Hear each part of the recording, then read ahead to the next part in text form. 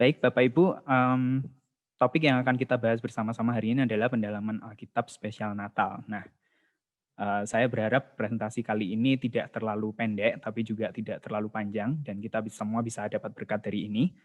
Nah, saya akan memulai dengan satu kalimat.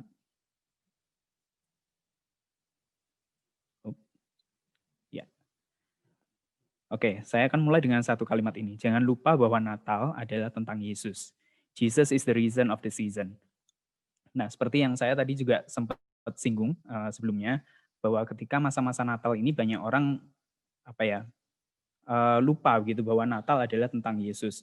Apalagi di masa sekarang ini ketika yang merayakan Natal bukan hanya orang Kristen, tapi juga orang-orang non-Kristen di luar sana, juga orang dari segala bangsa, hampir semua negara di dunia merayakan Natal, dan bagi orang-orang semacam itu, Natal adalah tentang semangat memberi, Natal adalah tentang bertukar kado, mungkin di beberapa tempat ada juga Natal adalah tentang pulang kampung dan juga berkumpul bersama keluarga. Tapi untuk kita orang Kristen seharusnya Natal bukan tentang itu yang utama begitu. Walaupun hal-hal semacam itu juga bisa menjadi pelengkap untuk kita merasakan Natal gitu. Tapi Natal yang sungguhnya adalah tentang Yesus yang turun ke dunia. Yesuslah yang menjadi alasan di balik perayaan ini.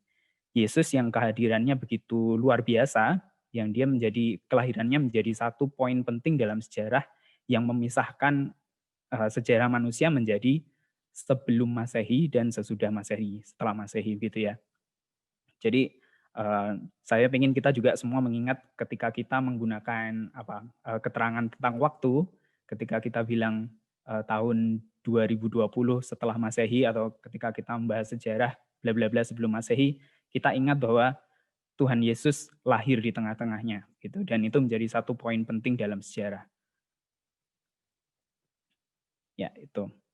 Nah, lalu bagaimana kita bisa mengingat bahwa Natal ini adalah tentang Yesus. Bagaimana kita bisa mempersiapkan hati untuk menghayati makna Natal yang sesungguhnya dan terus bertumbuh dalam iman kepada Tuhan Yesus.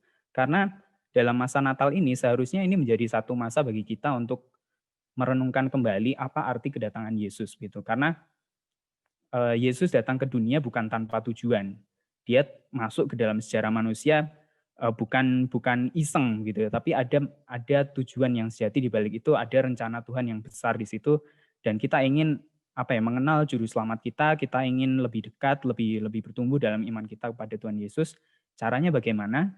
Ya dengan melakukan pendalaman Alkitab, tidak ada cara lain gitu. Karena Yesus yang kita sembah seharusnya adalah Yesus yang dinyatakan oleh Alkitab.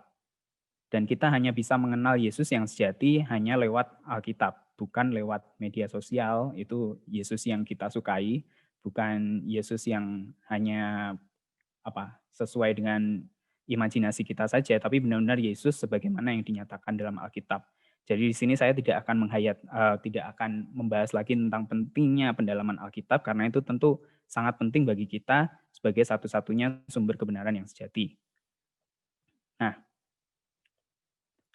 jadi sebelum kita melanjutkan, saya ingin pada kesempatan kali ini saya ingin berbagi tentang beberapa cara untuk kita bisa melakukan pendalaman Alkitab edisi Natal, khusus untuk Natal, secara kreatif, secara menyenangkan, dan juga secara mendalam. Nah, sebelum kita melanjutkan, perlu saya tekankan lagi bahwa tujuan presentasi ini bukan untuk melakukan pendalaman Alkitab di sini, gitu, tapi untuk membahas tentang bahan-bahan apa saja yang tersedia, cara-cara apa saja yang kita bisa pakai, yang bisa Bapak Ibu Saudara pakai, sesuai dengan konteks pelayanan masing-masing, entah itu di gereja, atau di rumah, dalam keluarga, atau dalam lingkup pekerjaan, di komunitas, tempat pelayanan, sekolah, dan sebagainya, sesuai dengan konteks lokal masing-masing.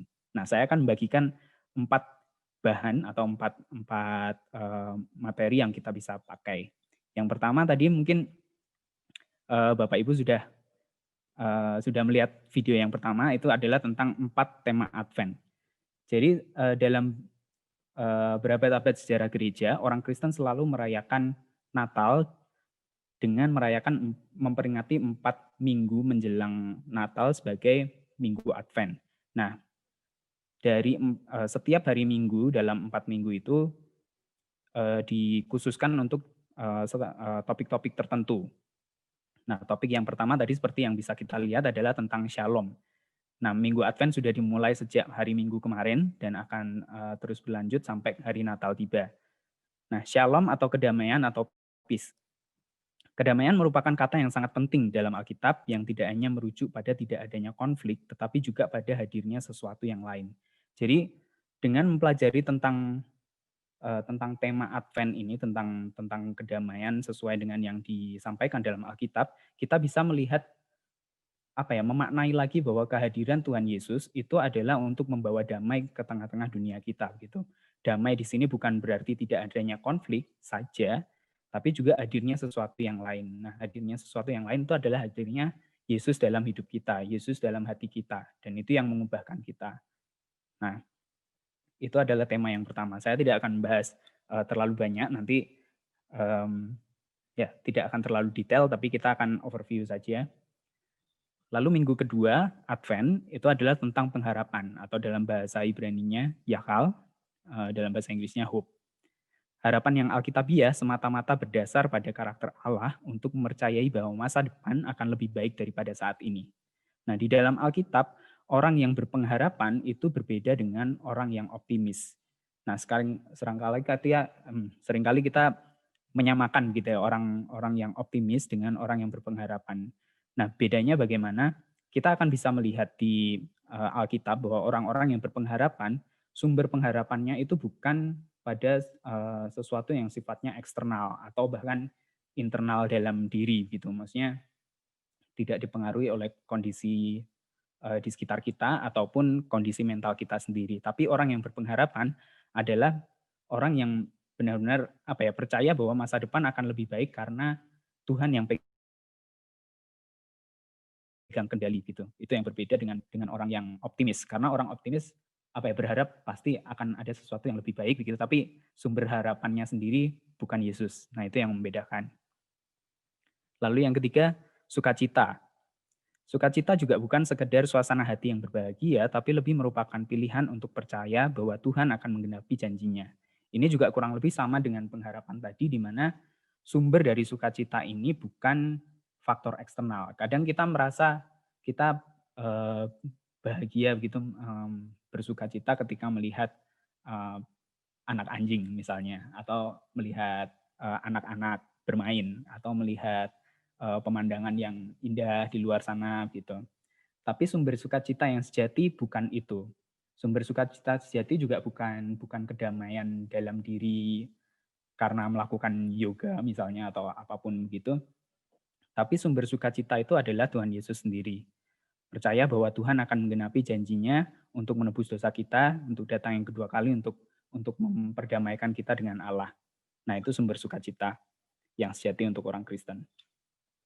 Lalu yang minggu terakhir sebelum menjelang Natal itu adalah diperingati untuk dengan tema kasih.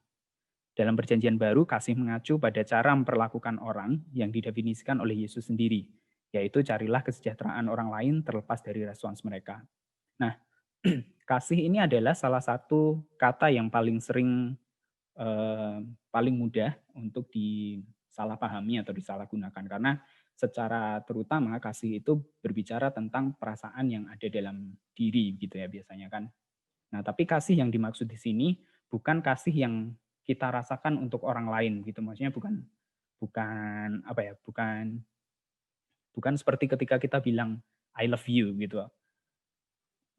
Karena kita mengasihi dia karena kita suka atau karena kita mengagumi atau apapun, bukan kasih yang seperti itu. Tapi kasih yang dimaksud adalah kasih yang benar-benar tanpa pamrih, tanpa melihat diri sendiri, tapi berusaha untuk mencari kesejahteraan orang lain terlepas dari respons mereka. Jadi ketika kita menunjukkan kasih, sekalipun mereka tidak membalas dengan kasih juga, kita tetap mengasihi mereka. Sebagaimana dengan Tuhan yang mengasihi kita sewaktu kita masih berdosa, sekalipun kita tidak mengasihi dia balik, tapi Tuhan tetap mengasihi kita. Nah, kasih seperti itulah yang kita peringati dengan kehadiran Yesus.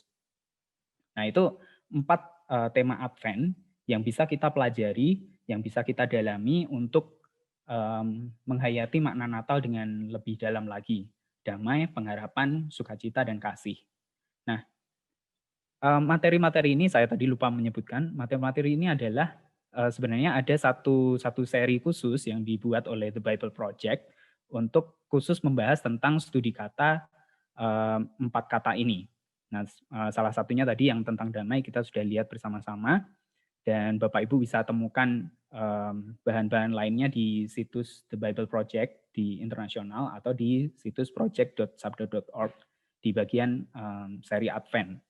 Nah, di situ Bapak Ibu Saudara akan menemukan videonya yang bisa kita tonton, yang kita bisa juga bagikan kepada orang-orang di sekitar kita, tapi juga kita bisa menemukan panduan studinya untuk kita bisa mendalami tema-tema ini secara lebih dalam. Kalau misal kita lihat di videonya tadi, penjelasannya kan lebih cenderung singkat, ringkas, dan supaya semua orang mudah menangkapnya begitu. Tapi The Bible Project sendiri menyediakan panduan studi untuk kita bisa lihat referensi Alkitab mana saja yang dipakai untuk membuat video ini. Lalu juga untuk kita bisa menguji sendiri gitu, apakah memang benar Alkitab mengatakan demikian. Nah, disitulah kita melakukan pendalaman Alkitabnya di situ.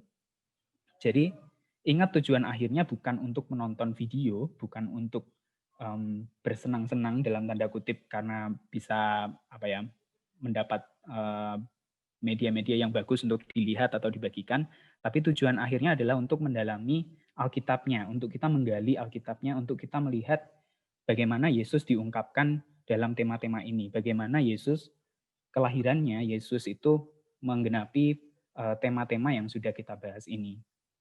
Nah, nanti link-link terkait bahan-bahan terkait sudah saya cantumkan juga di PDF-nya. Nanti kalau Bapak Ibu Saudara sekalian mendownload PDF-nya, bisa langsung kunjungi linknya yang sudah tertera di situ. Oh ya, dan ini juga ada poster-poster yang bisa Bapak Ibu Saudara bagikan untuk untuk bisa jadi semacam alat peraga untuk menjelaskan kepada pemuda remaja, misalnya kalau Bapak Ibu Saudara punya pelayanan di bidang pemuda remaja atau anak-anak, atau hanya sekedar untuk dicetak dan untuk dijadikan hiasan pun tidak masalah. Tapi intinya adalah supaya kita bisa belajar lebih banyak tentang tema-tema ini. Oke, itu tadi baru bahan yang pertama. Yang kedua, kita bisa menghayati Natal, menghayati makna Natal dengan merenungkan nyanyian pujian Natal. Nah, ada banyak pujian Natal yang mungkin kita kenal seperti kidung-kidung jemaat, atau juga mungkin ada lagu-lagu populer, barangkali yang lebih populer mungkin lagu-lagu tentang Sinterklas, bla bla bla seperti itu, tapi jarang, sepertinya ada lebih sedikit orang yang menyadari bahwa sebenarnya di dalam Alkitab, dalam kisah kelahiran Yesus, itu ada nyanyian pujian yang dinaikkan oleh beberapa orang. Secara persis ada, boleh dibilang ada 4 nyanyian. Yang pertama adalah nyanyian pujian dari Zakaria. Nah, Bapak Ibu Saudara sekalian bisa membacanya di Lukas 1 ayat 67 sampai 79. Nyanyian Zakaria menggemakan beberapa ayat dalam Mazmur dan Yesaya.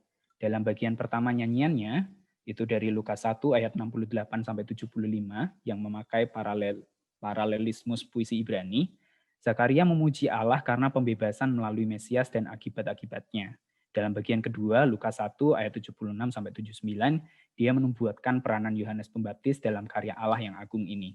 Nah, ini cuplikan teks ini saya ambil dari situs Alkitab Sabda di bagian studi kamus tentang nyanyian pujian Zakaria. Nah, di situ Bapak Ibu nanti akan bisa menemukan penjelasan yang lebih lengkap.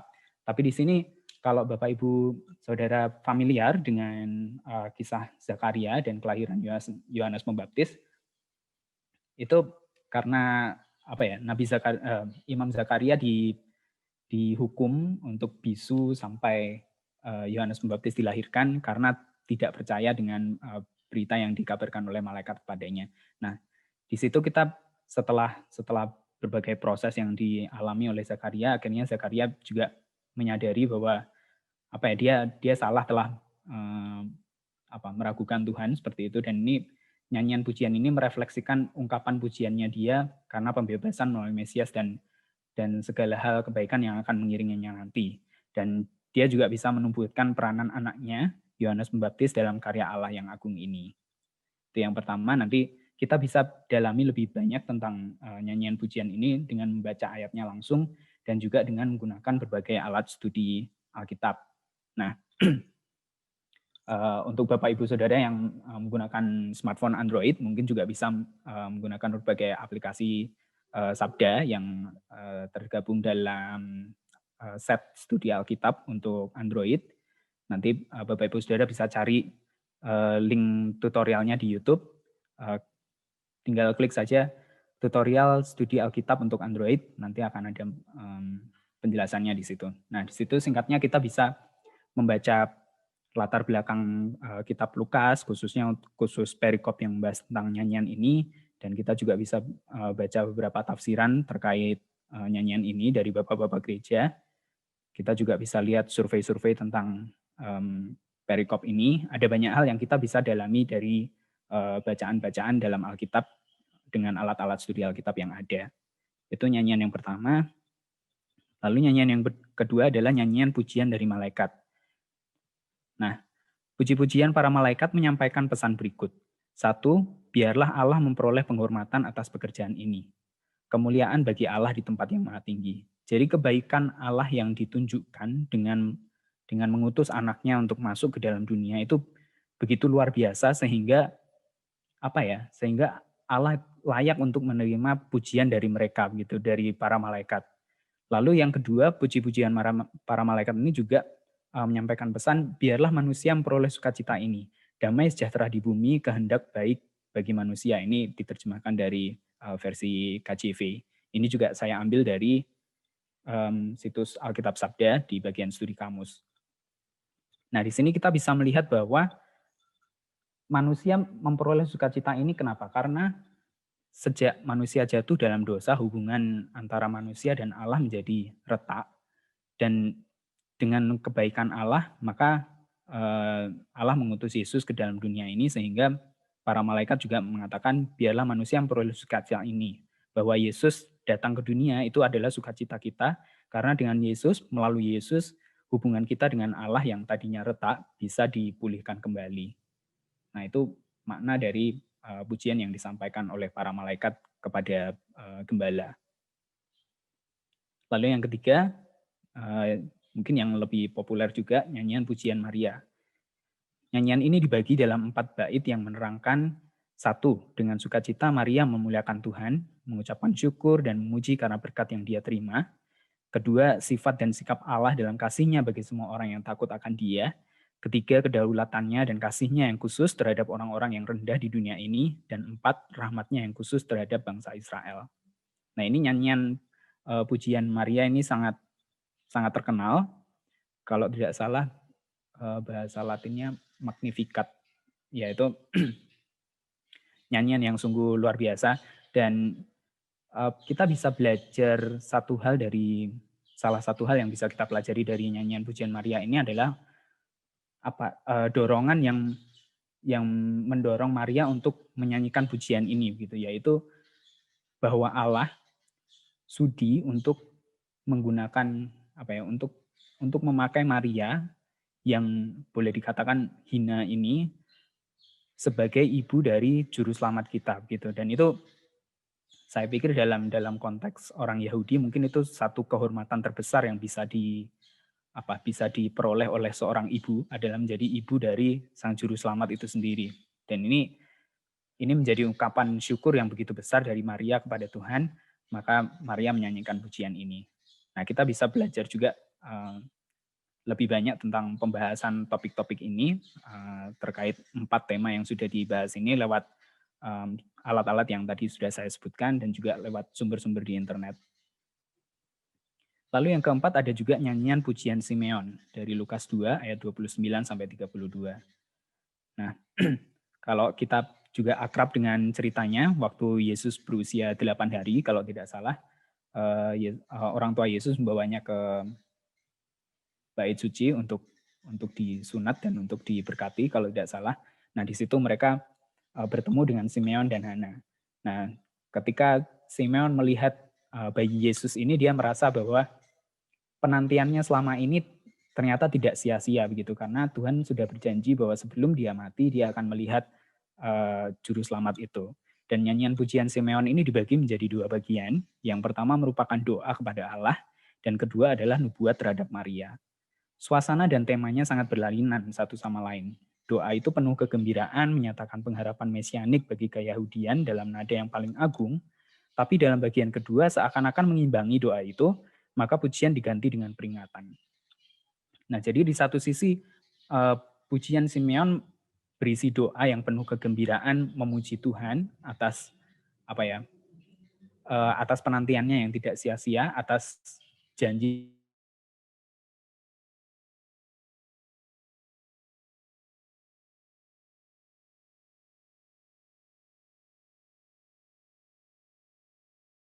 tapi di sisi lain juga puji ingatan maksudnya untuk semacam menubuatkan apa nanti yang akan dilakukan oleh Mesias ini, apa nanti yang akan dilakukan oleh Yesus ke depan. Dan akan ada tragedi, akan ada banyak hal yang terjadi, itu dinubuatkan dengan pujian Simeon dan juga Hana. Nah, itu tadi 4 nyanyian pujian yang bisa kita baca dari kitab Lukas, dan kita bisa menggali lebih banyak tentang makna Natal lewat puji-pujian itu dengan merenungkan siapa sih yang menyanyi dalam konteks ini. Ada Zakaria, ada para malaikat dan gembala, dan juga Maria, ada juga Simeon dan Hana.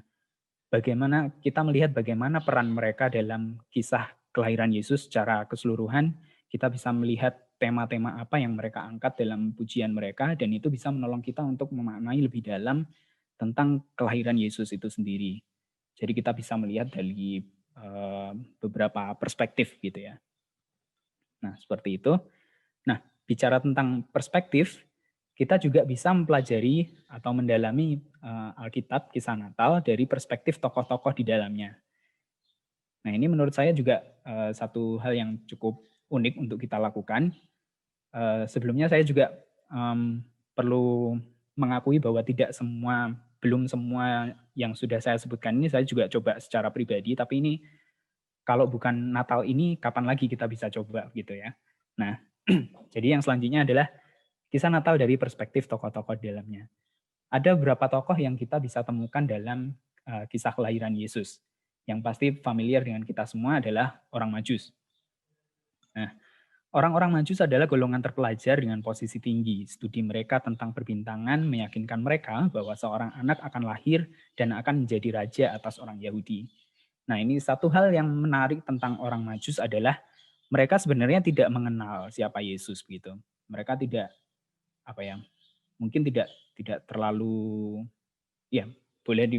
mungkin sudah cukup merangkum ya, tidak terlalu mengenal siapa Yesus.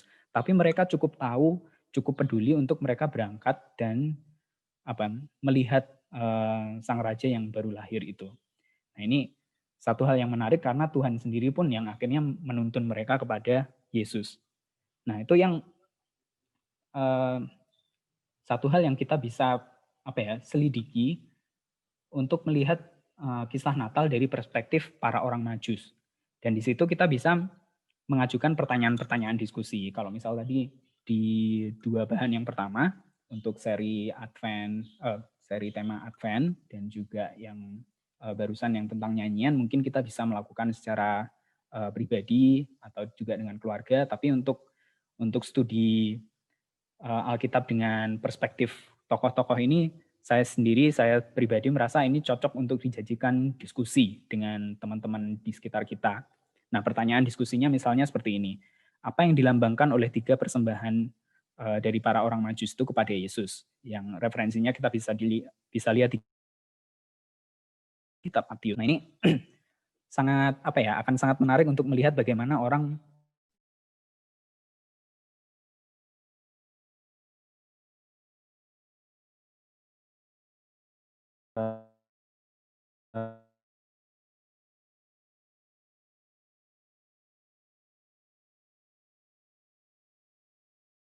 benda-benda itu, emas, kemenyan, dan mur, apa bahan itu. Nah, itu kan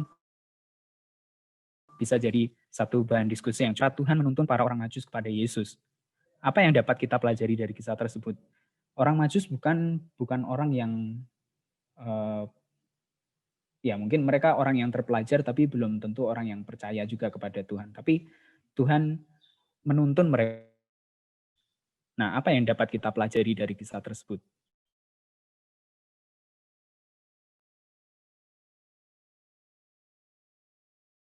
Ajukan sebagai diskusi.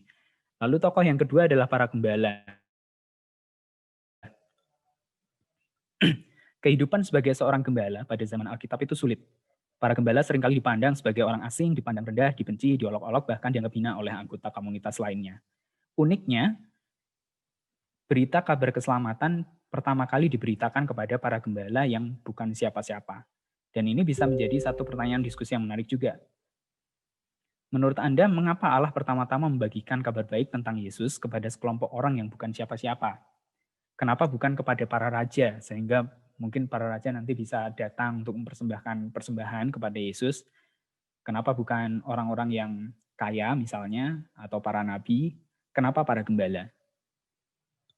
Nah, ketika kita bisa melihat kisah Yesus, kisah kelahiran Yesus dari sudut pandang perspektif para gembala ini, kita bisa mendapatkan apa ya, pengalaman yang lebih kaya begitu. Apa artinya kelahiran Yesus bagi para gembala yang bukan orang siapa-siapa ini? Apakah itu mengubah hidup mereka? Apakah itu juga mengubah hidup kita kalau kita merenungkannya? Nah, itu topik yang menarik untuk didiskusikan. Lalu ada Raja Herodes. Setelah sekian lama berkomplot dan membunuh, Herodes akhirnya mengukuhkan dirinya sebagai raja boneka Romawi atas bangsa Israel. Saat Mesias yang dijanjikan lahir, dia tahu bahwa Mesias ini akan menjadi ancaman untuk segala sesuatu yang sudah dia raih. Nah, kalau kita baca kisahnya dalam Alkitab, Raja Herodes ini seperti raja yang kikir begitu ya, maksudnya tidak rela melepaskan kekuasaannya, bahkan kepada anak-anaknya sendiri. Saya ingat ada satu ilustrasi dari dari komik Kingston Indonesia, bahkan Raja Herodes itu khawatir dengan anak-anaknya sendiri, mereka akan mengambil alih kekuasaannya, separanoid itu gitu. Nah, jadi ketika dia mendengar bahwa sang juru selamat akan lahir, akan ada raja orang Yahudi yang akan lahir, dia merasa terancam. Dia merasa ya posisinya akan terancam oleh Yesus ini.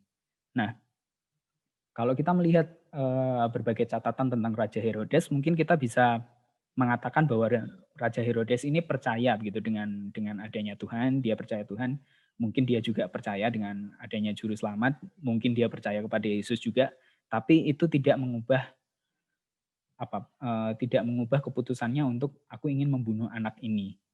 Nah, pertanyaan diskusinya mungkin bisa seperti ini. Herodes begitu terobsesi dengan kerajaan kecilnya sehingga dia berusaha membunuh Yesus karena dia tidak rela untuk melepaskan kekuasaannya. Lalu refleksinya untuk kita, apakah Anda secara aktif menundukkan kerajaan-kerajaan kecil Anda kepada Yesus? Atau seperti Herodes, kita juga tidak rela begitu ya, justru bukannya merasa gembira karena Yesus lahir, tapi justru merasa terancam karena mungkin sudut-sudut gelap kita jadi diungkapkan, misalnya seperti itu. Nah, apakah kita akan dalam masa Natal ini, apakah kita mau untuk menundukkan kerajaan-kerajaan kecil kita kepada Yesus? Karena seperti Raja Herodes membuktikan, kita bisa saja percaya kepada Tuhan, tapi tidak mempercayakan hidup kita kepada Tuhan. Kita bisa percaya kepada Tuhan, tapi tidak berserah kepadanya. Nah, seperti itu mungkin ilustrasi yang bisa menggambarkan Raja Herodes dan apakah kita seperti itu. Tuh. Lalu karakter selanjutnya, penjaga penginapan. Nah, kita tahu ceritanya ketika Yusuf dan Maria sedang dalam perjalanan, lalu tiba di Bethlehem, mereka mencari penginapan, penjaga penginapan tidak memberikan ruangan karena ruangannya sudah penuh. Tapi seandainya si penjaga penginapan tahu siapa Yesus yang sebenarnya, pasti dia akan mengambil keputusan yang berbeda. Kalau dia tahu bahwa Yesus adalah sang juru selamat, pasti dia akan mengeluarkan beberapa tamunya yang lain untuk menyediakan ruang bagi sang juru selamat dunia. Nah, ini menjadi refleksi juga bagi kita, ibaratkan bahwa kita adalah para penjaga penginapan atau ya para penjaga penginapan. Sudahkah atau bersediakah kita menyediakan ruang untuk Yesus dalam hati kita? Nah, berbeda dengan penjaga penginapan yang pada waktu itu tidak tahu siapa Yesus, kita tahu siapa Yesus. Orang Kristen eh, mengenal gitu, memperingati Natal, tahu bahwa Yesus akan hadir. Tapi apakah kita menyediakan ruang dalam hati kita untuk menerima Yesus? Nah, ini satu pertanyaan reflektif yang sangat apa ya? Sangat mendalam kalau kita bisa merenungkan dan mau jujur untuk menjawab pertanyaan-pertanyaan semacam ini akan menolong kita untuk semakin terbuka untuk kita bisa menerima Yesus sebagai juru selamat kita secara pribadi. Lalu yang terakhir adalah bagi Yesus sendiri.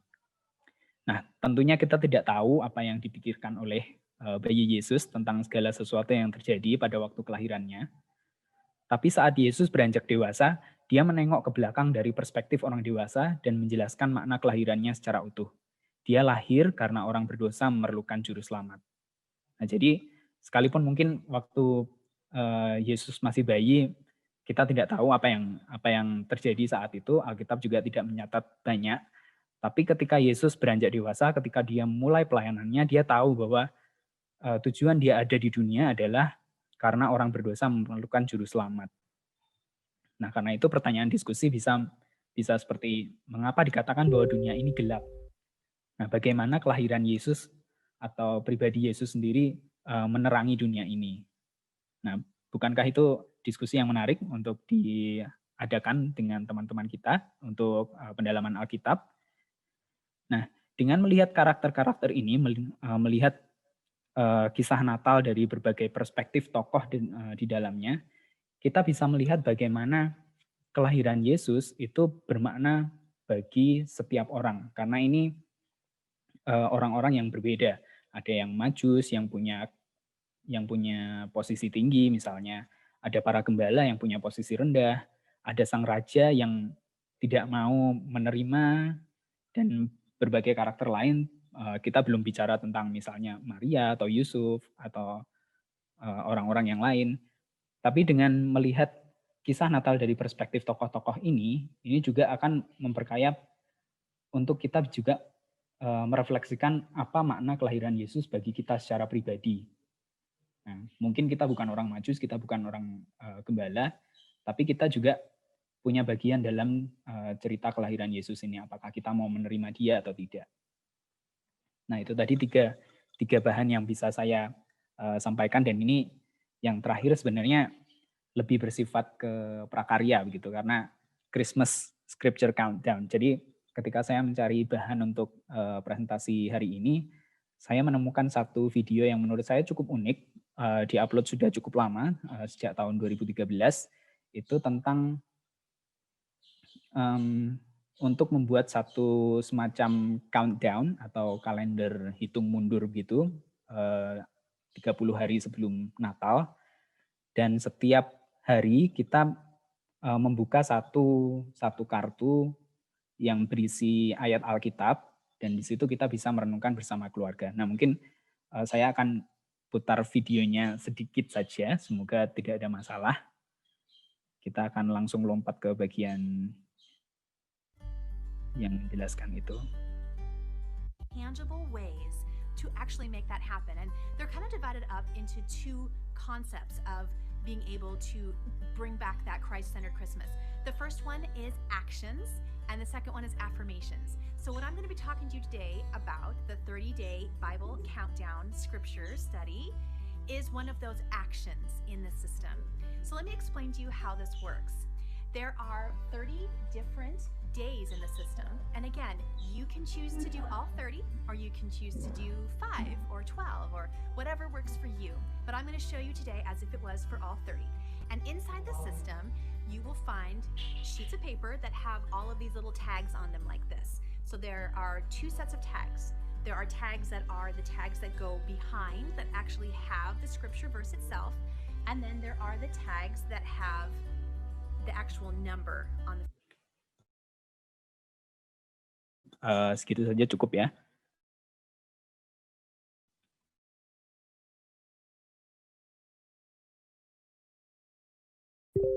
Oke.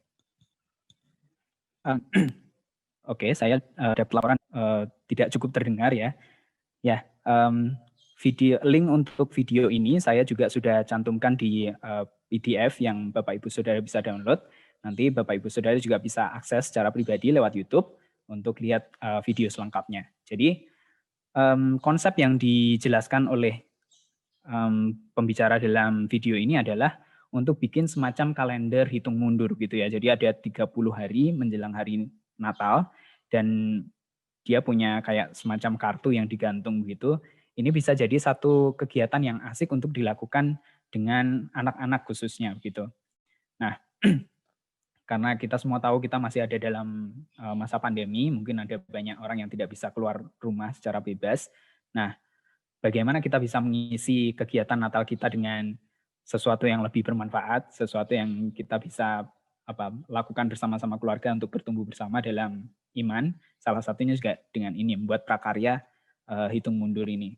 Nah, jadi setiap hari kita bisa ambil satu kartu, lalu lihat ayat yang ada di baliknya, dan dari ayat itu kita merenungkan apa yang kita ingin diskusikan tentang ayat itu. Mungkin bisa dengan, kalau misal itu satu perikop, kita bisa pilih ayat mana yang paling berkesan untuk kita, lalu sharing dari itu, atau bisa juga dengan melakukan observasi, maksudnya karakter siapa saja karakter dalam cerita itu, apa yang sedang terjadi di sana, lalu bagaimana itu dikaitkan dengan konteks kita sehari-hari, apa pelajaran moral yang bisa kita dapat dari situ. Nah, sistem semacam ini akan menolong kita untuk bisa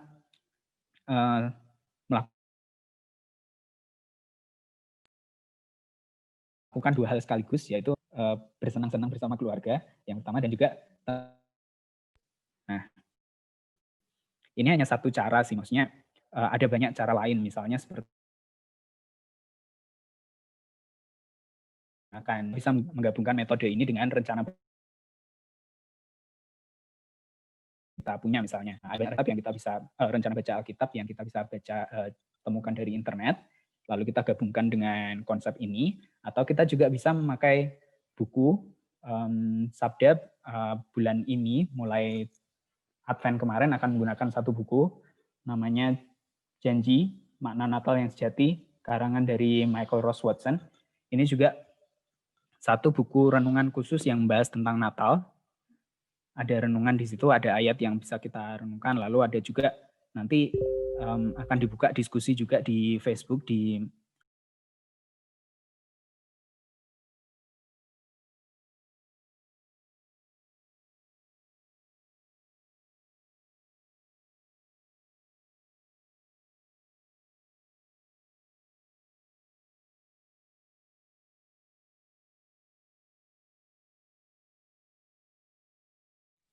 ya, oke.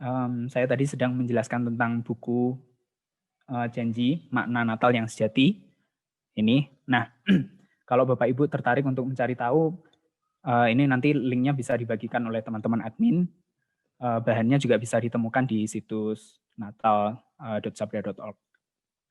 Nah, tidak menutup kemungkinan ada banyak metode lain juga yang bisa kita gunakan yang tidak saya cakup di sini, dan ya hendaknya kita bisa memikirkan banyak ide kreatif untuk bisa melakukan pendalaman Alkitab dalam masa Natal ini, dan kita juga bisa berbagi dengan teman-teman seiman kita. Nah, sebelum saya menutup presentasi saya hari ini, saya juga ingin menekankan kembali apa yang sudah saya sebutkan di awal, bahwa hendaknya kita jangan lupa bahwa Natal adalah tentang Yesus. Jesus is the reason of the season. Jangan sampai kita membiarkan segala hiruk pikuk Natal, kegiatan Natal, perayaan Natal, baik offline maupun online, mengalihkan pandangan kita dari Yesus yang menjadi inti dari perayaan Natal ini. Jadi, saya akan menutup dengan satu ayat dari Yohanes 1 ayat 14. Firman itu telah menjadi daging dan tinggal di antara kita. Kita telah melihat kemuliaannya, yaitu kemuliaan anak tunggal Bapa, penuh dengan anugerah dan kebenaran. Yesus sudah lahir, dan kita bisa memaknai kelahiran itu secara berbeda. Apakah kita mau menerima Yesus, apakah kita ingin menyambutnya, atau kita justru menutup diri dan merasa terancam. Nah, semua itu menjadi perenungan kita pada Natal kali ini. Nah, hendaknya Natal kali ini kita juga semakin bertumbuh dalam iman kepada Tuhan Yesus Kristus, bukan hanya kita secara pribadi, tapi juga kita dan teman-teman, juga dengan keluarga, dan kita semua bisa menikmati masa Natal ini dengan memaknai Natal yang sejati. Ya, berikut ini sumber referensi yang tadi sudah saya sebutkan. Bapak Ibu bisa akses untuk mendapat materi yang lebih banyak lagi. Sekian dari saya. Terima kasih, Tuhan Yesus memberkati.